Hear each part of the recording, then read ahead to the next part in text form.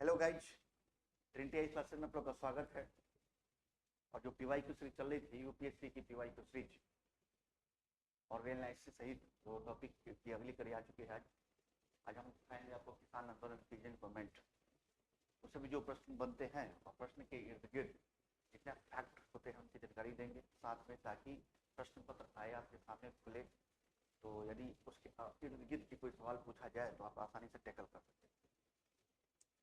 तो peasant movement पे हम चर्चा करते हैं। किसान आंदोलन, इसके पहले जो क्लास चली थी जनजातीय आंदोलन ट्राइबल मूवमेंट में चलती थी, और भी वीडियो जो है यूट्यूब पर डली हुई है। हर क्लास की शुरुआत क्लास से रुपये कंपनी आगमन से जो नए बच्चे हो क्या करेंगे, उस वीडियो को देखेंगे, लाइक ठोक देंगे, सेशन को शेयर कर देंगे, प्लस नए बच्चे हैं तो क्या सब्सक्राइब भी कर देते हैं। चलिए मिलते हैं, बात करते रहते हैं, मिलते नहीं बात करते रहते हैं। पहले आज हम पढ़ेंगे क्या पीजेंट मूवमेंट, किसान आंदोलन। किसान आंदोलन जो है ये बहुत सक्रिय भूमिका रही, और इस भूमिका में क्या दिखाई देता है कि किसान भी अब आंदोलन में सक्रिय भूमिका निभाने लगे, और ब्रिटिश कंपनी जो शोषणकारी तत्व के रूप में भर के आई थी उसके खिलाफ आंदोलन करना शुरू किया। चलिए अब देखते हैं प्रश्न, देखें प्रश्न के माध्यम से आपको हम डिस्कस करेंगे। अच्छा, ये ऐड लगा हुआ है। ऐड ये है कि ट्रिनिटी आईज द्वारा यूपीएससी प्रीलिम्स का जो क्रैश कोर्स चालू किया गया है 2025 के लिए प्रीलिम्स का, वो 60 डे प्रोग्राम है, क्रैश कोर्स है। 5 आवर क्लास डेली चलेगा, डेली क्विज चलेगा, टेस्ट असेसमेंट होगा, यूपीएससी पीवाईक्यू एनालिसिस चल ही रहा है, साथ में 1-to-1 भी किया जाता है इसमें। प्लस अभी जो नए जो बच्चे एडमिशन लेंगे उनके लिए फी में 20% की छूट भी है, और टोटल फी जो है 24,999 रुपये, ठीक है। और बाकी ये नंबर डली हुई है, इसके लिए और भी जानकारी चाहते हैं आप तो डिस्क्रिप्शन बॉक्स में कंपनी का नंबर डला हुआ है, मैनेजमेंट का नंबर डला हुआ है, वहां से आप कॉल करके पूछ लेंगे, बाकी जानकारियां दे दी जाएगी आपको।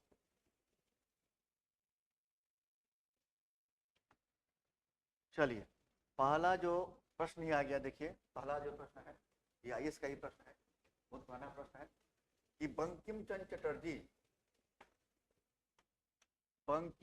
चटर्जी ने अपने उपन्यास आनंद मठ में निम्नलिखित में किस विद्रोह को प्रसिद्ध किया? यानी which of the following revolt was made famous by Bankim Chandra Chatterjee in novel Anand Math? ठीक है, तो भील विद्रोह, रंगपुर दीनापुर विद्रोह, विष्णुपुर विद्रोह, बीरभूम विद्रोह, सन्यासी विद्रोह, ये ऑप्शन है। इस जानने से पहले हम जानेंगे कि भाई इस पूरे किसान आंदोलन का कारण क्या है, तो हम सन्यासी विद्रोह पे हैं। तो सबसे पहले जानेंगे किसान आंदोलन के क्या कारण थे, पीजेंट मूवमेंट के कारण क्या थे। किसान आंदोलन के कौन कौन से कारण थे, किसान आंदोलन के उदय के कारणों की चर्चा करें। यदि पूछ दे आपसे क्या करें, जिस वो प्रश्न बना के पूछ दे तो क्या करेंगे। तो पहला जो कारण दिखता है इसमें किसान आंदोलन में, किसान आंदोलन होने के लिए कैसे उद्भव हुआ, किस कारण से उद्भव हुआ, उस पर चर्चा करें। तो जो भू राज व्यवस्था थी ब्रिटिश की, भू राज व्यवस्था अपन पढ़ाए भी हैं, वीडियो डला है यूट्यूब पे देख सकते हैं। भू राज व्यवस्था 3 तरह की प्रणाली आई थी उसमें, उसी के माध्यम से भू राज व्यवस्था जो अपनाया था उसके अंतर्गत क्या था, भू राजस्व व्यवस्था जो अपनाया गया तो उसमें टैक्स जो है लगान की दर अधिकतम निर्धारित कर दी गई, अधिकतम टैक्स की दर अधिकतम निर्धारित कर दी गई।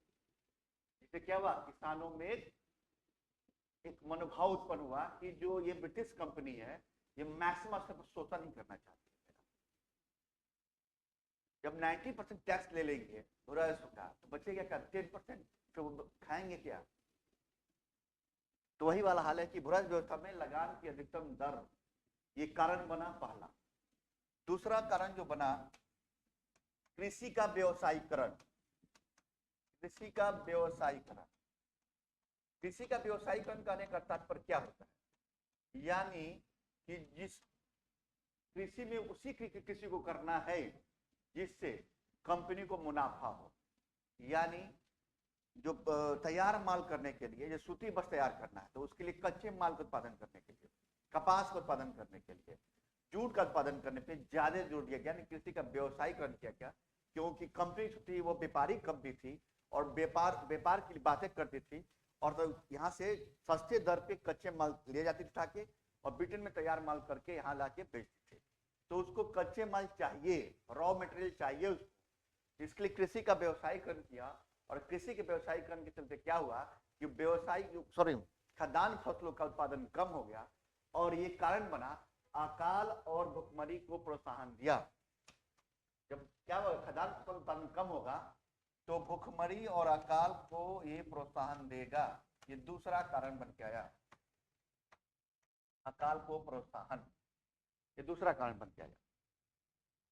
तीसरा कारण क्या हुआ कि ब्रिटिश जो थी व्यापारिक नीति थी, उसकी व्यापारिक नीति तथा औद्योगिक नीति के कारण, देखिए इसकी व्यापारिक और औद्योगिक नीति के कारण, औद्योगिक नीति के कारण जो ग्रामीण स्तर पे हस्तशिल्प उद्योग थे, भाई उनको रॉ मटेरियल तो मिल नहीं पा रहा है, जो ग्रामीण स्तर पे हस्तशिल्प उद्योग थे, क्योंकि वो सस्ते दर पे ऐसा रॉ मटेरियल खरीद रहे हैं और भेज रहे हैं ब्रिटेन।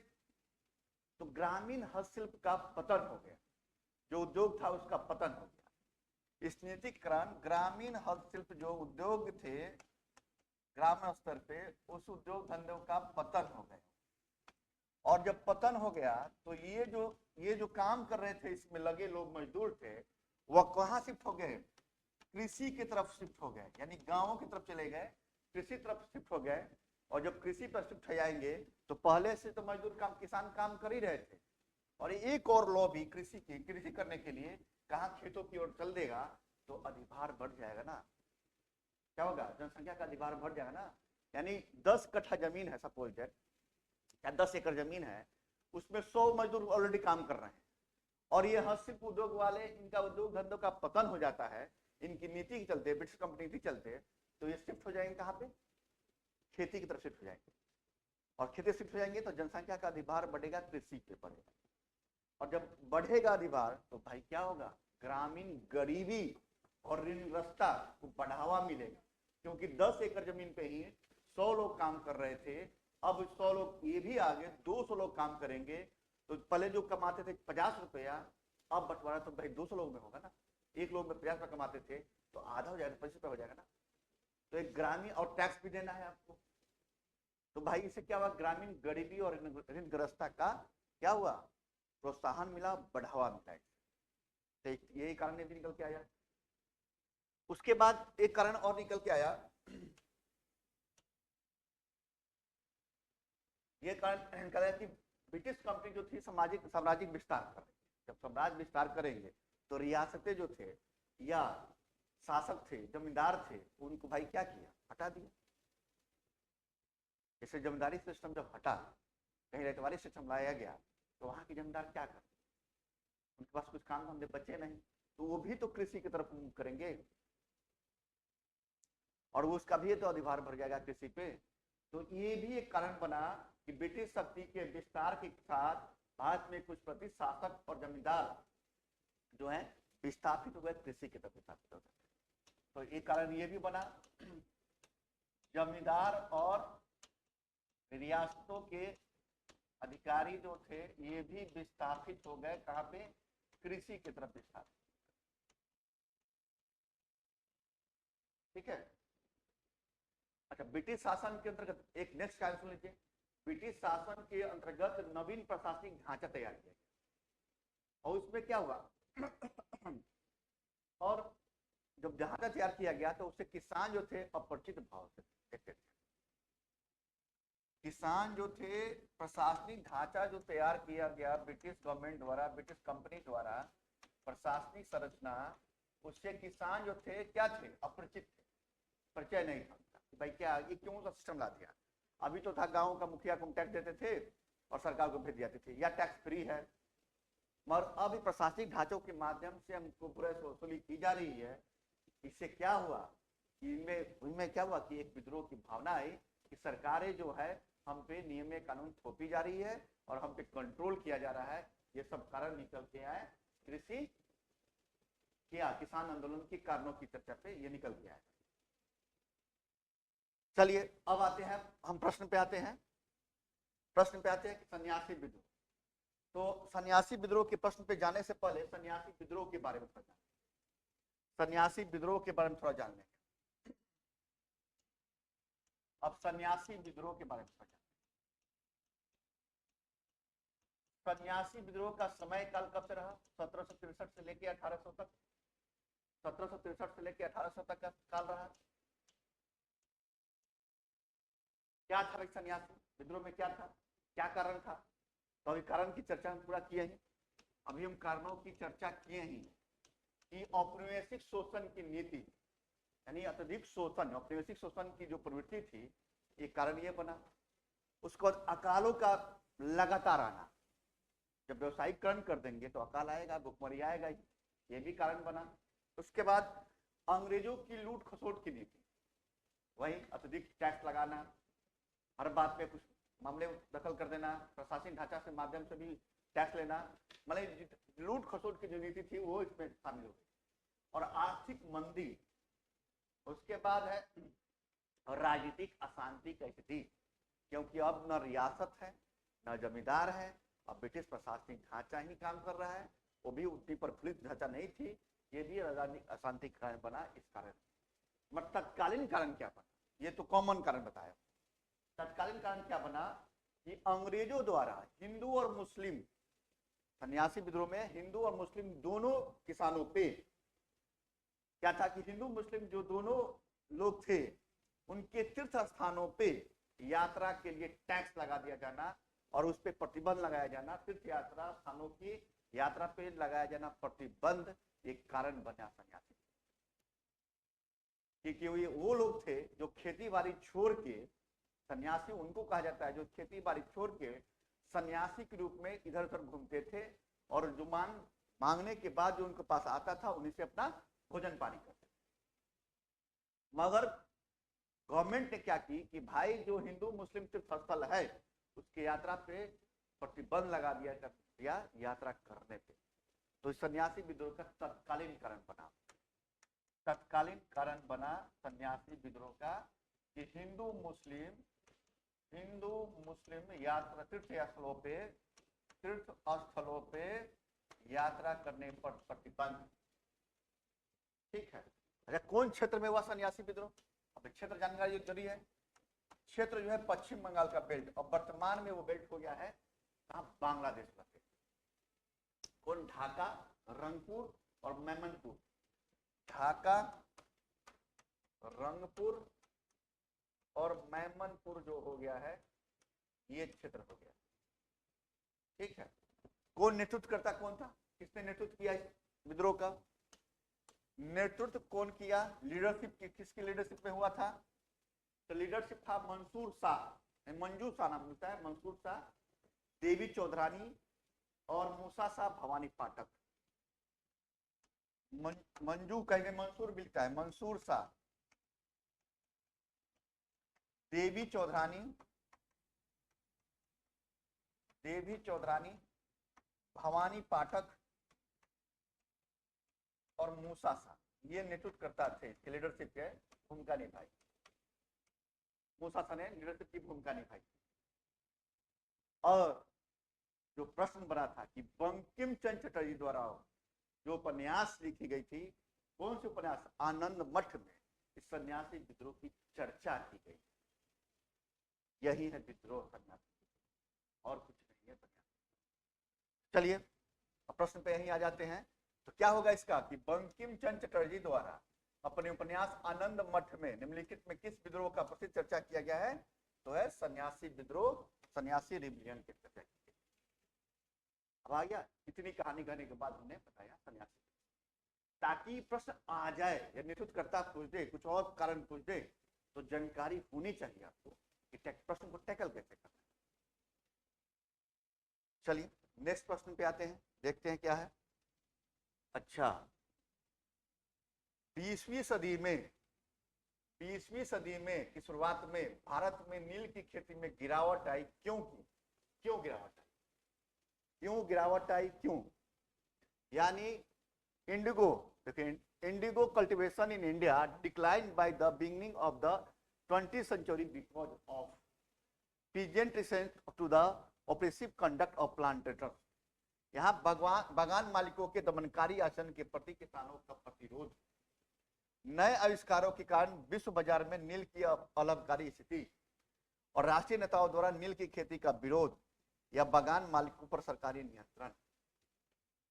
ये 20वीं सदी की आरंभिक दौर की शुरुआत दौर की बात। इसके पहले इसी पे एक आंदोलन हुआ था, नील आंदोलन।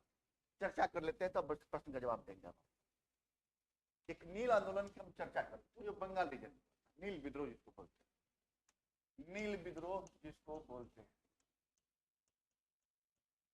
1859 से 60 तक हुआ। क्या है नील विद्रोह? ये 19वीं शताब्दी के अंत तक इसमें देखा गया, 19वीं शताब्दी तक देखा गया कि के अंत तक हमने क्या बोला कि 19वीं शताब्दी के अंत तक, यानी शुरुआती दौर होगा 20वीं शताब्दी तक, अंत तक, ठीक है। यूरोपीय देशों में क्या होता था कि कपड़े की रंगाई के लिए जो नील उत्पादन होता था वो भारतीय नील का इस्तेमाल होता था। यानी भारत में जो नील की खेती की जाती थी वही नील का क्या होता था, भारत में निर्यात किया जाता था, और वो यूरोपीय देश में जितने कपड़े की रंगाई होती थी वो भारतीय नील के माध्यम से होता था, उसका प्रोडक्शन भारत में होता था। ब्रिटेन में औद्योगिक क्रांति आई, औद्योगिक क्रांति हुई थी, और उसके फलस्वरूप कपास के उत्पादन से और नील की खेती को भारत में बढ़ावा, क्योंकि वही कृषि का व्यवसायीकरण होगा, औद्योगिक क्रांति होगा तो भाई मिलें स्थापित होंगी, प्रोडक्शन बढ़ाने के लिए रॉ मटेरियल चाहिए तो भारत में रॉ मटेरियल उत्पादन करेंगे, किसी का व्यवसायीकरण करेंगे, और रंगाई के लिए नील की खेती को बढ़ावा मिला ताकि मिल जाएगा तो कपड़े की रंगाई करेंगे। इतना कॉन्सेप्ट है। 1788 ईस्वी तक ब्रिटेन द्वारा लगभग पूरी नील को जो आयात होता था वो भारत से ही होता था, मगर ये बढ़ के लगभग 10% पर 15%, मगर ये बढ़ के 19वीं शताब्दी के अंत तक ये 95% तक हो गया था। ये 95% जो भारतीय नील जो है आयात होता था ब्रिटेन की तरफ, यूरोप के देश। मगर कंडीशन ये हुआ कि 20वीं शताब्दी के शुरुआत में जर्मनी में, आरंभ में ही जर्मनी में एक कृत्रिम रंगों का निर्माण किया गया, उसमें भी नील का निर्माण कर दिया गया। यानी कृत्रिम रंगों के निर्माण की प्रक्रिया शुरू हो गई और उसमें भी नील के निर्माण की प्रक्रिया शुरू हो गई, जो जर्मनी द्वारा शुरू किया गया, जर्मनी द्वारा शुरू किया गया। यानी भारतीय, अब क्या हो गया, जब कृत्रिम रंगों का निर्माण शुरू हो जाएगा, नीला कलर का होता है, नील आज भी आती है, ठीक है, नील का निर्माण शुरू हो गया, उसमें जर्मनी इसमें सहयोगात्मक भावना निभाई, जर्मनी देश में ऐसा हुआ। तब क्या होगा, जब कृत्रिम रंगों का निर्माण शुरू हो जाएगा, जो भारतीय नील जाते थे इंपोर्ट होते थे, टैक्स लगते लगते थोड़ा महंगे हो जाते थे, और कृत्रिम रंग का निर्माण कर लेंगे। अब खेती करने में भाई जब खेती शुरू करेंगे तो 2-3 महीने टाइम लगेगा उसको फसल काटने में, तब जाएगा ना यहाँ प्रोडक्शन हो गया। अब है कि भाई यहाँ पे कृत्रिम रंग में क्या होता है, कृत्रिम में कोई भी चीज होता है, कृत्रिम होता है, क्या होता है, तुरंत प्रोडक्शन होता है और अधिक प्रोडक्शन होता है। यही काम यूरोपीय देश द्वारा किया गया, खासकर जर्मनी द्वारा किया गया। इससे क्या हुआ कि भारतीय नील का जो है डिमांड कम हो गया, भारतीय नील का डिमांड कम हो गया, इसको धक्का लगा। और उसके बाद ये नील विद्रोह की शुरुआत हुई, और इसमें कंडीशन ये हुआ कि नील विद्रोह में कई नेता लोग उभर के आए, दिगंबर विश्वास, विष्णु विश्वास, और उसके अलावा भी टैक्सेशन भाई अधिक कुछ अधिक था नील विद्रोह में, टैक्सेशन पर अधिक थी, वही कारण जो कॉमन बताए हैं, ब्रिटिश द्वारा टैक्स भी अधिक था। इसी में क्या हुआ, कुछ नेता उभर के आए और नेतृत्व करता अपनाए कि भाई जो टैक्स की प्रति कम की जाए, क्योंकि हम भारतीय नीलों की जो है डिमांड कम हो गया है, और इसलिए दिगंबर विश्वास और विष्णु विश्वास जो नेता उभर के आए नील, ठीक है। तो ये नील विद्रोह की कहानी है। चलिए अब आते हैं प्रश्न पे। तो अब बताइए 20वीं सदी के आरंभ में क्या कारण था? तो नए आविष्कारों के कारण विश्व बाजार में नील की अलाभकारी स्थिति, is unprofitable in the world market because of new invention. यही कारण निकल के आया कि नील की खेती में नील की नई कृत्रिम रंगों का निर्माण शुरू हो गया था। इसलिए तो नील विद्रोह में, अच्छा ये बताएंगे, अभी आते हैं उस पर चर्चा कर लेते हैं कि नील विद्रोह जो है किस क्षेत्र में हुआ था। तो पश्चिम बंगाल के क्षेत्र में हुआ था, और खासकर 1860 तक जो था ये विद्रोह कहां से कहां, पबना, खुलना, ढाका, ये पश्चिम बंगाल का क्षेत्र, पश्चिम बंगाल मत कीजिए, बंगाल का क्षेत्र, पवना, ढाका, खुलना, मालदा और दीनापुर, ये क्षेत्र में पवना, मालदा, सॉरी ढाका, खुलना और दीनापुर क्षेत्र में हुआ था। ये दीनापुर क्षेत्र में ये विद्रोह हुआ था और किसानों के द्वारा पहला सफल विद्रोह हुआ, किसानों के द्वारा यह पहला सफल विद्रोह हुआ इसमें। और इसमें नील बागान मालिकों के खिलाफ जो भ्रष्टाचार कर रहे थे तो खुला चुनौती दी गई। और इसमें नील दर्पण, हाँ एक इसमें है कि दीनबंधु मित्र जो थे उनकी एक उपन्यास थी, नाटक थी नील दर्पण। नील दर्पण में इसका खुला चित्रण किया गया, नील दर्पण में खुला चित्रण भी किया गया नील दर्पण में, और विभिन्न समाचार पत्रों में इसके बारे में छापे गए। इसमें हिंदू पेट्रियाट एक फेमस पत्रिका थी, हिंदू पेट्रियोट थी, उसमें भी समाचार पत्र में इस नील विद्रोह के बारे में खुलकर क्या हुआ, आलोचना की गई और इसमें छपे, सहयोग भी किया था। और ये हरिश्चंद्र मुखर्जी की थी ये पत्रिका। उसके बाद क्या हुआ कि हम नेता बताएंगे क्योंकि दिगंबर विश्वास, इसके बाद क्या हुआ कि 1860 ईस्वी में एक जांच कमेटी बनी, नील जांच कमेटी बनी, और नील जांच कमेटी के माध्यम से आयोग गठन किया गया और गठन के बाद ये विद्रोह समाप्त हो गया 1860। चलिए अब आते हैं प्रश्न पे, ही आ जाते हैं नेक्स्ट प्रश्न पे।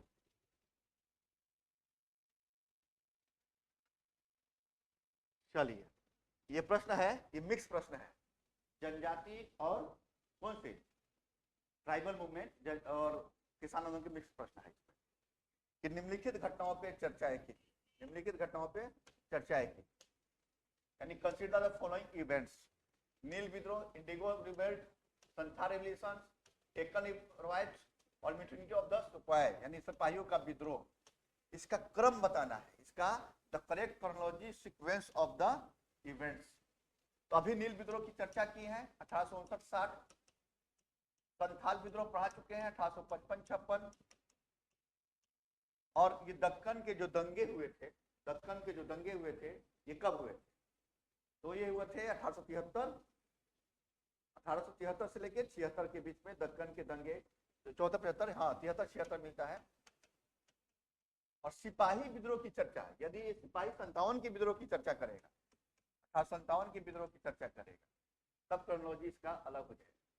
और ये पहले सिपाही विद्रोह की चर्चा करेगा, यदि अब सिपाहियों का विद्रोह की बात करेगा तो सिपाही विद्रोह कहाँ, पहले बेलोर शुरू हुआ, फिर बैरकपुर में हुआ जो पढ़ाए थे, मगर ये 58 के विद्रोह तो हुआ ही। तो यदि इस क्रम से लगाएंगे आप तो पहले नील विद्रोह हो जाएगा 1 नंबर, फिर संथाल नहीं तो संथाल विद्रोह हो जाएगा, संथाल 2 नंबर, उसके बाद 1 नंबर, 2 और 1 मिल रहा है कहीं, 2-1 नहीं मिल रहा है कहीं। तो इसी ये सिपाही विद्रोह की चर्चा किया है, ये बैरक विद्रोह की चर्चा किया है 1824 का बैरक विद्रोह, सिपाहियों का विद्रोह, ठीक है। उस हिसाब से मिलाएंगे तो 1824 सिपाही का विद्रोह, संथाल विद्रोह 55-56, नील विद्रोह जो है 59-60 और लास्ट में दक्कन के दंगे। तो ये जो प्रश्न है सिपाहियों का विद्रोह मेंशन किया है, ये कहाँ बैरकपुर विद्रोह से चर्चा किया है इसने, 57 विद्रोह से नहीं किया है, तब जाकर क्रोनोलॉजी बैठे गए। सिपाही विद्रोह पर हम चर्चा कर चुके हैं, संथाल विद्रोह की चर्चा कर चुके हैं, नील विद्रोह की चर्चा की है, तो दक्कन के दंगे पे चर्चा कर लेते हैं, मोटा मोटा जान लेते हैं कि कहाँ हुआ था दक्कन के दंगे, मोटा मोटा जान लेते हैं कहाँ हुआ था दक्कन के दंगे, दक्कन के दंगे कहाँ हुआ था, डेट बताए हैं 1873 से 76 के बीच में। कहाँ हुआ था, महाराष्ट्र में हुआ था, महाराष्ट्र में हुआ था, महाराष्ट्र में कहाँ हुआ था, ये पुणे और अहमदनगर, पुणे और अहमदनगर के बीच में हुआ था दक्कन के दंगे।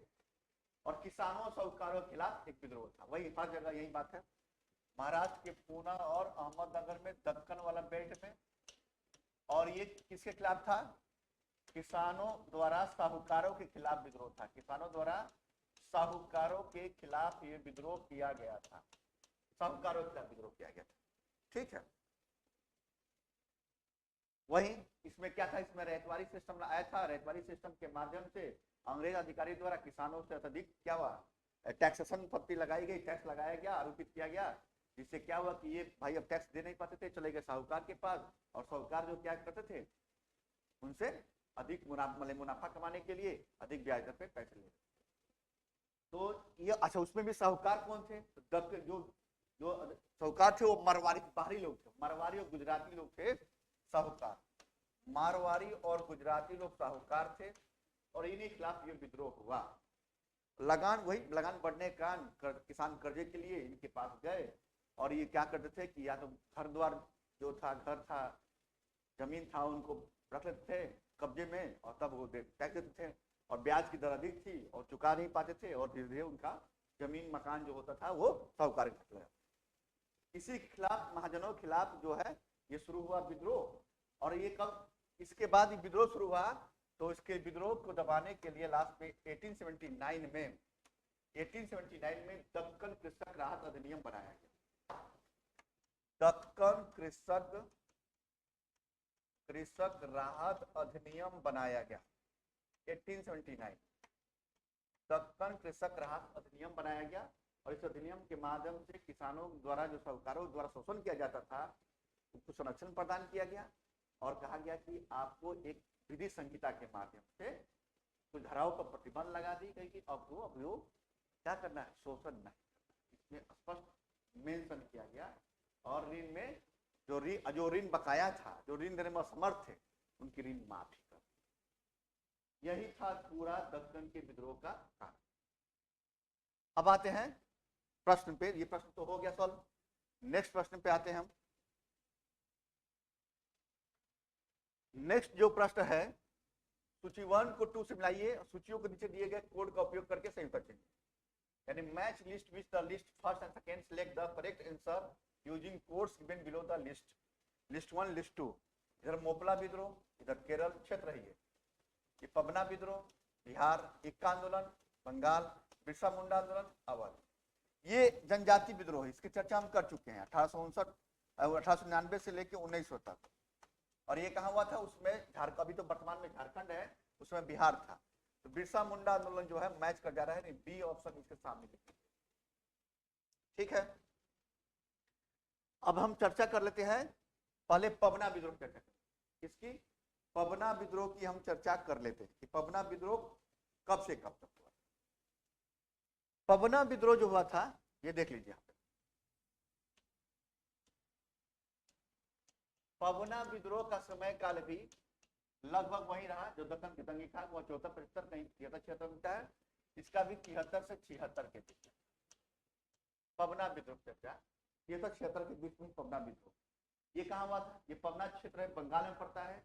उसमें बंगाल में पड़ता है। तो बंगाल क्षेत्र में ये पबना, ये जगह था जहां ये विद्रोह हुआ था। ये भी किसान विद्रोह था। इसमें वही वाला हाल कि जमींदारों द्वारा जो शोषणकारी नीति अपनाई गई थी, उसी के खिलाफ, उस रवैये के विरोध जो है ये विद्रोह हुआ था जमींदारों द्वारा। और जमींदारों के विरोध भ्रष्टाचार के लिए 1873 इसमें पबना, वही 73 में पबना जो थे, पबना में जो थे, पबना जिले की यूसुफ शाही परगने में किसान संघ का गठन हुआ, और धीरे धीरे आंदोलन अपने मार्ग में चलने लगा। उद्देश्य क्या था इस आंदोलन का कि साहूकारों को ऋणदाताओं के पास जो रखे हुए ऋण पत्र हैं और डिक्रिया हैं, यानी छीन के नष्ट कर देना। यानी साहूकार यानी जमींदारों के प्रति और साहूकारों के प्रति था, तो उनके पास जो ऋण पत्र रखे थे और जो डिक्रियां रखी थी, जब्त भूमि की जो चीजें रखी थी, उसको छीन कर नष्ट कर देना, इसका उद्देश्य था पबना विद्रोह का उद्देश्य था। मगर एक कंडीशन यहां दिखाई देता है इस पबना विद्रोह। पबना विद्रोह में किसान जो थे ब्रिटिश के प्रति एक आज्ञाकारी भावना निभाए। वो ये आंदोलन सिर्फ जमींदारों के प्रति था, उसने ब्रिटिश के प्रति एक क्या आज्ञाकारी भावना निभाई। और आंदोलन में किसानों ने एक नारा दिया था। क्या नारा दिया था कि हम महारानी और सिर्फ महारानी के रैयत हैं और उन्हीं के रैयत बन के रहना चाहते हैं। सोचिए, एक ऐसा आंदोलन होता है किसान आंदोलन जिसमें जमींदार और साहूकार के प्रति आंदोलन होता है और ब्रिटिश के प्रति आज्ञाकारी भावना दिखाया जाता है, और जिसमें कहा जाता है आंदोलन के नेताओं द्वारा, आंदोलनकारियों द्वारा कि हम जो है महारानी और ब्रिटिश के रैयत बन के रहना चाहते हैं और किसी की रैयत नहीं। और इसमें बहुत से लोग ने सहयोग दिया, बंकिम चंद्र चटर्जी, आरसी दत्त, बंकिम चंद्र चटर्जी, आरसी दत्त लोगों ने इसमें सहयोग दिया, इस आंदोलन में सहयोग दिया। तो सुरेंद्रनाथ बनर्जी, आनंद मोहन बोस और गांगुली, हरकनाथ गांगुली द्वारा इस आंदोलन का समर्थन किया गया। नेता कौन था इसका, में नेता कौन था, नेता पे चर्चा करते हैं। लीडरशिप किसके हाथ में?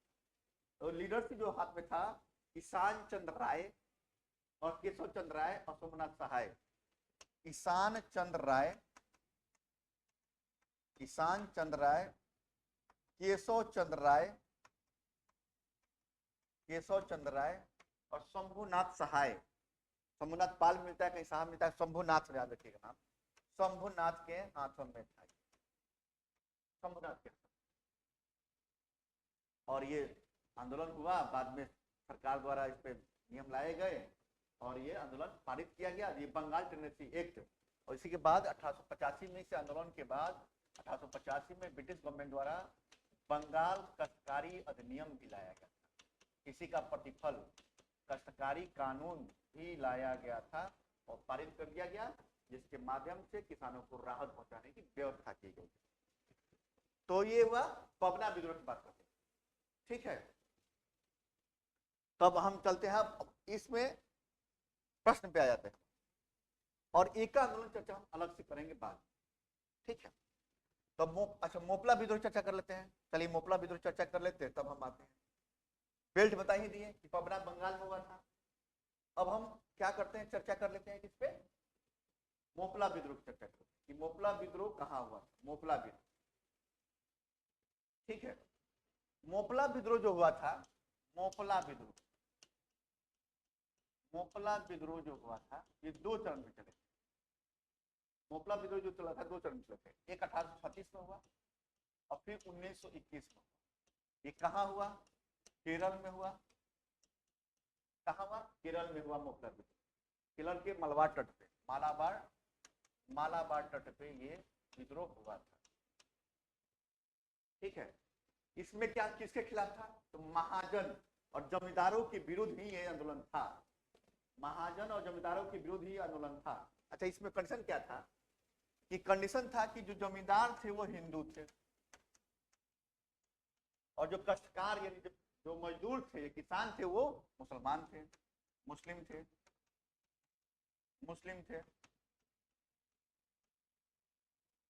थे। तो जमींदार हिंदू थे, तो उन्होंने किसानों को भूमि के क्या हुआ कि वो यानी ब्रिटिश शासन के समर्थक हो गए और टैक्स अधिक लगाएंगे। तो जब जो मुस्लिम जो थे, किसान थे यानी कष्टकार थे, इनकी लगानों की दर बढ़ा दी जाती थी।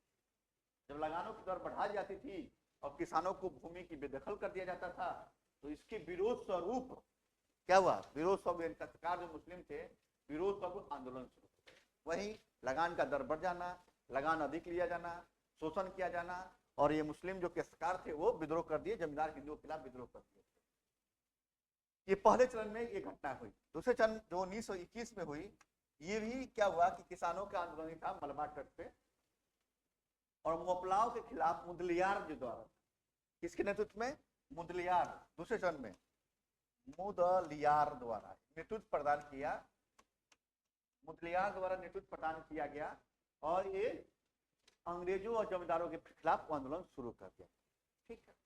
नेता कौन कौन निकल के आए? तो शौकत अली, गांधी जी, मौलाना, हाँ, जो नेता थे मुदलियार, इसका समर्थन जो किए वो शौकत अली भी कर दिए, गांधी जी भी कर दिए, और जो है मौलाना आजाद भी कर दिए, और सरकार ने सैनिक शासन की घोषणा भी कर दी थी। ये है। इसके बाद धीरे धीरे आंदोलन दबा दिया गया। ये कहानी इसमें यही रहेगी, ठीक है। बाकी ये कहानी पढ़ाएंगे, मेंस पढ़ाएंगे। अब आते हैं प्रश्न पे आ जाते हैं। तो मोपला विद्रोह कहाँ? केरल। पबना विद्रोह कहाँ? बंगाल। एक आंदोलन कहाँ? एक आंदोलन जो हुआ था अवध में, 1921-22 में हुआ था, और बिरसा मुंडा बिहार में। तो एक का वन का ए, 2 का सी, 3 का डी और 4 का बी। ए आंसर हो जाएगा, इसका आंसर हो जाएगा ए आंसर। चलिए नेक्स्ट प्रश्न पे आते हैं। एक का आंदोलन आ ही गया, अलग से एक आंदोलन आ गया। एक आंदोलन के संदर्भ में निम्नलिखित कथनों पर विचार कीजिए। यह किसान आंदोलन था, मुख्य शिकायतों का उच्च लगान वसूली और ठेकेदारों की उत्पीड़न था, या आंदोलन का अपना कोई नेतृत्व नहीं था और एक कांग्रेस के नेतृत्व में हो रहा था। यानी विद द रेफरेंस ऑफ एका movement consider the following statements.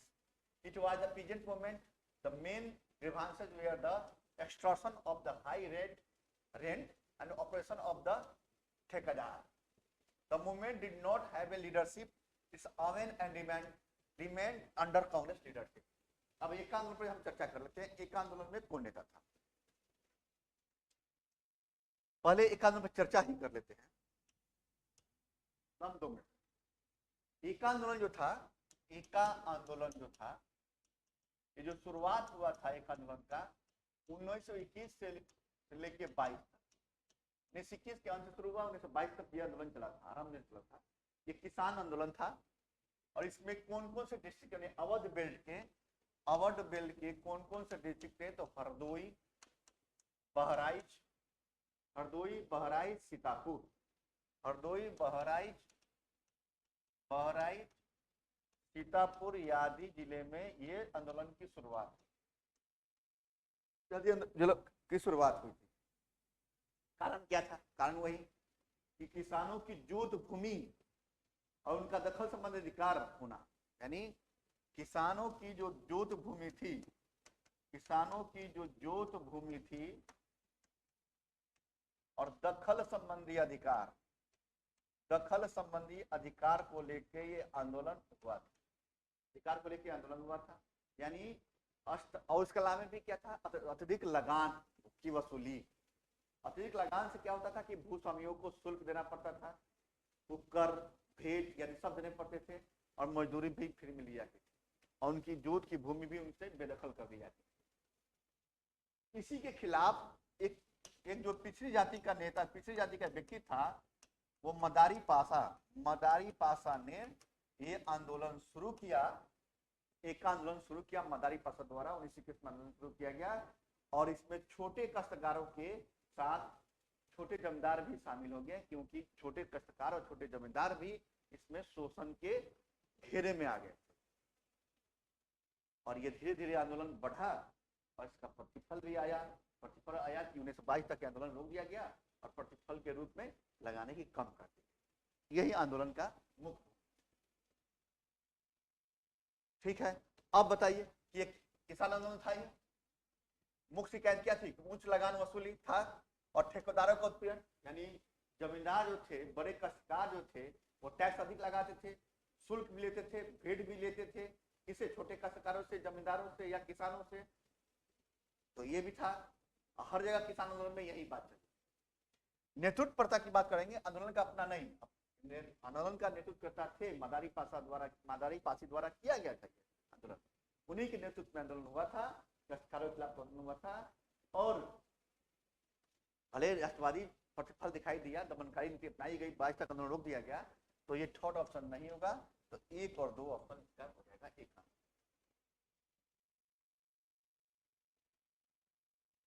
अब है बंगाल में तेभागा आंदोलन। बंगाल में तेभागा आंदोलन की मांगे क्या थी? तेभागा आंदोलन कौन? बंगाल में तेभागा आंदोलन की मांगे क्या थी, इस पे हम चर्चा कर लेते हैं।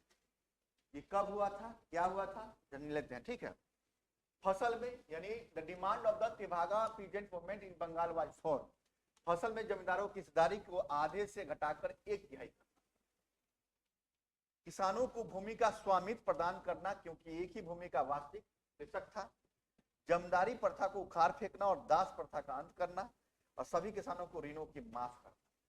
तो हम चर्चा कर लेते हैं 1 मिनट इस पे, तेभागा आंदोलन पे। तेभागा आंदोलन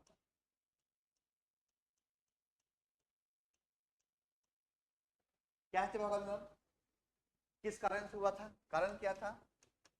और तेभागा आंदोलन जो हुआ था बंगाल रीजन में, यानी बंगाल भू राजस्व आयोग द्वारा तेभागा की सिफारिश से लागू कर दी गई। बंगाल भू राजस्व अधिनियम द्वारा ते भागा यानी 3 भाग, 1/3 भाग ते भागा की सिफारिश से लागू कर दी गई, 1/3 भाग लागू कर दी गई। और इसमें क्या हुआ, जो बटीदार थे ये मांग की दिए जाने वाली भूमि किराए के रूप में जुताई का हिस्सा जो है आधे से घटाकर 1/3 कर दिया गया। 1/3 कर दिया गया, ये 1/3, ठीक है। और यानी हिस्सा बांटने का उपज बाटेदारी में खमार में रही थी। मतलब पहले था कि जो बटीदार जो लेते थे टैक्स किसानों से, वो 50-50 पे था कि 50 आप रखेंगे और 50 जो है दे देंगे किसको, सरकार को। मगर ये जो बटीदार को जो 50% मिलता था उसको कम करके 1/3 कर दिया गया, तेभागा की सिफारिश कर दी गई, 3 ही भाग लेना है आपको, 1/3 भाग लेना है। और इसके नेता कौन हुए, कंपाराम सिंह और भवन सिंह। कंपाराम सिंह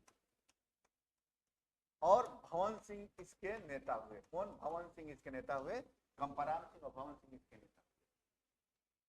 यानी बंगाल किसान सभा के नेतृत्व में सभाएं प्रदर्शनी की गई, आयोजन किया गया, और जो तिभागा चाहिए था, 2/3 भाग चाहिए का इनकलाब जिंदाबाद के नारे लगाए गए कि हमें चाहिए 2/3, 1/3 आप रखिए और 2/3 हमको दे, ठीक है। यही था कि ये तिभागा आंदोलन की चर्चा है। तो प्रश्न पे आ जाते हैं, क्या था, फसल में जमींदारों की हिस्सेदारी को आधे से घटाकर 1/3 किया जाना। अभी आ गया ना कि 50% आप रखेंगे, 50 मतलब जो जमींदार थे 50% रखते थे और किसानों को जो सरकार को देते थे 50%, उसको घटा के क्या बंगाल भूरास्व अधिनियम द्वारा तेभागे सिफारिश कर दी गई, इसलिए तेभागा आंदोलन कहा जाता है। 1/3 भाग ही ले रहा है। और जबकि नारा दिया गया नहीं हमें 2/3 चाहिए तो चाहिए, और ये कैंसिल हो जाएगा, फसल के में जमींदारों की हिस्सेदारी जो है 1/3 हिस्सेदारी कर। ये था तेभागा आंदोलन का। इसमें बहुत से आंदोलन है, किसान आंदोलन बहुत से भी है, तो उस पर जो चर्चाएं संभव नहीं है कि एक ही क्लास में संभव किए जाए। फिर अगले क्लास में हम कुछ और प्रश्न लेके आएंगे तो उसको हम चर्चाएं कर लेंगे। मिलते हैं नेक्स्ट क्लास में। जय हिंद, जय भारत।